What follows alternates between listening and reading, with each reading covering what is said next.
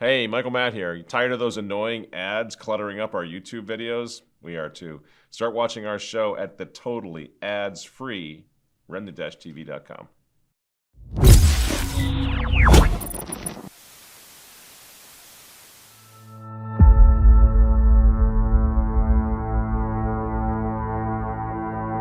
What do you see why now? Do you see why, Seraphin, how this FBI whistleblower, why they're concerned? It's not because they're just concerned about traditional Catholics. They see this as the slippery slope.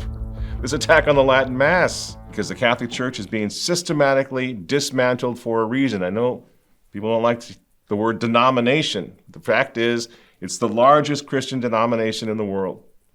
It's being dismantled on purpose. And all the other denominations are going to follow suit. And what are you going to do when it's all gone? Is your homeschool, for example, teaching critical race theory? No? So are you then kind of teaching the kids to hate?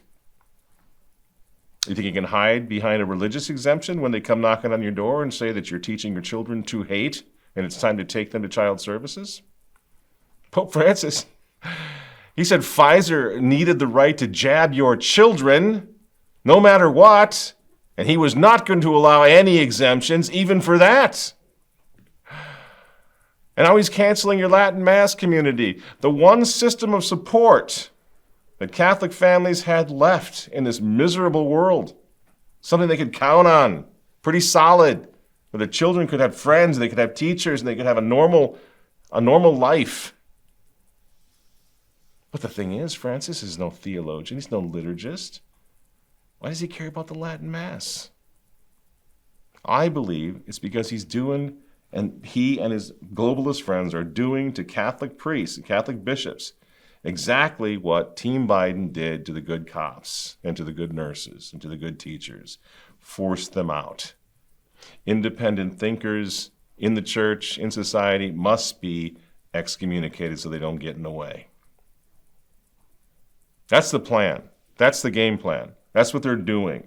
And I bring all of that up so we can all reassert how urgent it is to unite the clans and stand against this, right?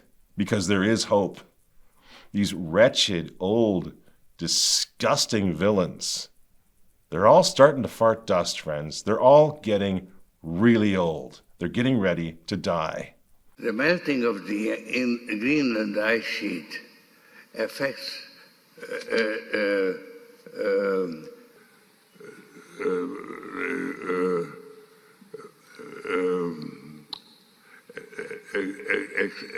acid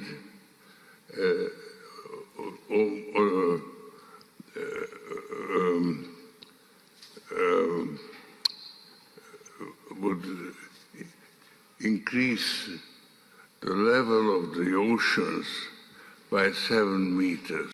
George Soros is 92 years old and still clawing and ripping at the Christian society that he wants to see taken down.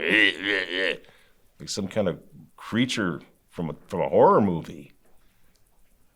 Pope Francis, 86 years old. Francis, chill out. Say your prayers. Leave us alone. Biden, 80 years old. Klaus Schwab, 84 years old. Holy cow, it's an old boys club.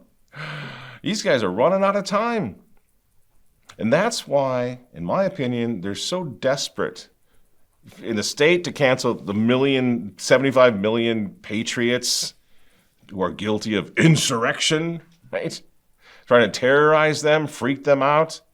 And they're doing the same thing now with the Latin Mass Catholics. You know why? Because we're reproducing. They're not. We have a future. They don't. We are going to outlive their revolution, and they know it.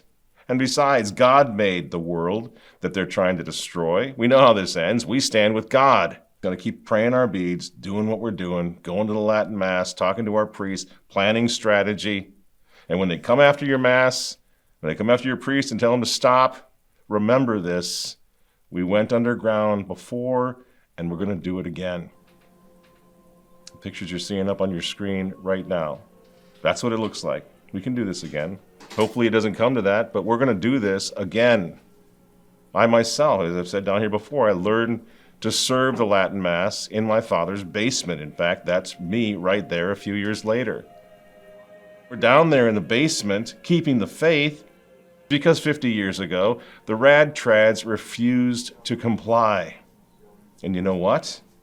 Their resistance to the persecution against them and against the Latin Mass and against everything that they believe as Catholics, the resistance against that persecution inspired a crusade that changed history, friends. Francis is making a massive mistake.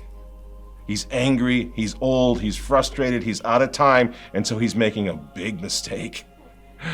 He's getting ready to make crusaders out of the next generation too.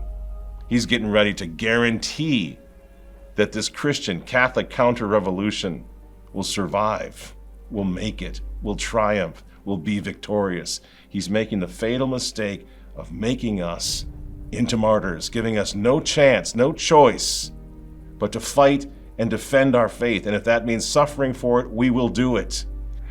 And that's the beautiful thing I want you to remember. Francis won't live to see this evil revolution fail. But you know what? Your children will. This is going to be short-lived, this thing. They're out of gas, they're out of steam, they're out of grace. History will tell the story of you and your children. The sons and daughters now, maybe I should say the great-great-great-grandsons and great-great-great-granddaughters of the Vendeans and the Cristeros and all the Catholic heroes of history who refused to obey the tyrants. And now, dear friends, it's our turn.